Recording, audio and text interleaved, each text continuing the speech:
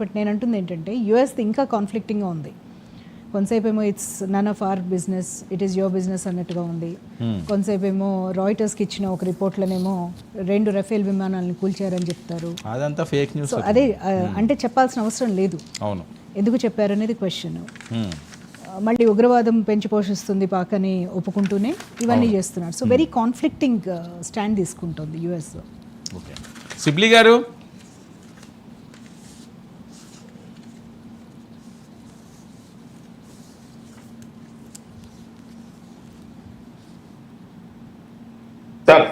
Sir, నిన్నటివి ఏమీ సరిపోలేదట పాకిస్తాన్కి. ఈరోజు కూడా దాడులకి తెగబడే అవకాశం ఉందని స్పష్టమైన ఇన్ఫర్మేషన్ వస్తుంది. చైనా దొడ్డిదారిన వాళ్ళకి ఏమి సమకూర్చాలో అన్నీ కూడా సమకూరుస్తున్నారట.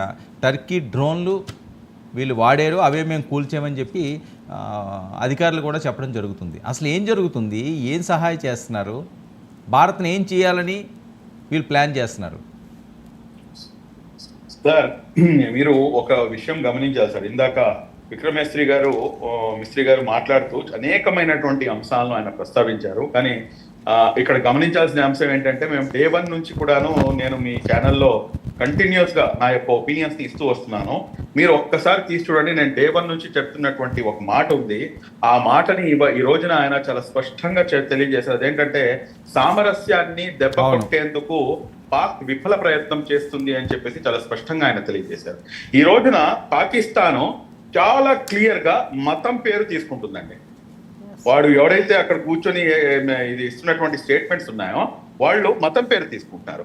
అసలు వీళ్ళ యొక్క కుట్ర ఏమిటంటే, ఏదైతే భారతదేశం వద్ద ఉన్నటువంటి భిన్నత్వంలో ఏకత్వం అన్న ఏదైతే అందరికన్నా పెద్ద యాటమ్ బాంబ్ కన్నా పెద్ద వజ్రాయుధం సార్ అది మాది.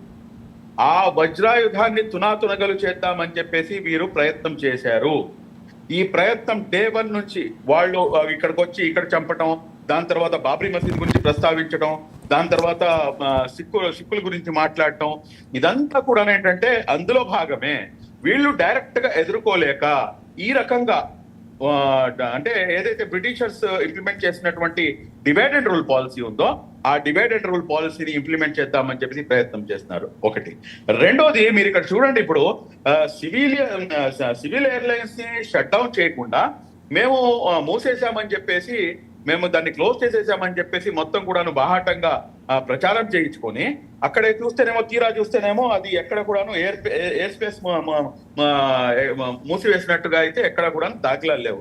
ఇదేంటంటే మీరు చూస్తే కనుక ఏదైతే ఈ సివిల్ ఎయిర్లైన్స్ ఉందో వీటిని పాక్ ప్రజలను ఒక షీల్డ్ గా ఒక దీనిగా వాళ్ళని వాడేటటువంటి ప్రయత్నం చేస్తారు. ఎందుకంటే అది మూసేసామని చెప్తే కనుక ఇండియా నుంచి అటాక్ జరిగింది, అప్పుడు నార్మల్ సివిలియన్స్ వస్తారు. అంటే వీళ్ళు పాకిస్తాన్ ప్రజలను సైతం కూడాను బలిపశువులు చేయడానికి వెనకాడట్లేదు. అంటే ఇటువంటి క్రూర మృగాలు వీళ్ళు అన్న సంగతి కూడాను ఇక్కడ తేటతెల్లమైపోతుంది. అంటే వీరి యొక్క డబుల్ స్టాండర్డ్స్ ఏ రేంజ్ లో ఉందో కూడా మీరు గమనించవచ్చు. ఇంకో పాయింట్ కూడా ఈ రోజున మిస్త్రీ గారు చెప్పారండి. వీళ్ళు నిజంగా సిక్కు సోదరులు మాపై అటాక్ చేయరు, ఎందుకంటే సిక్కులు యొక్క ఏదైతే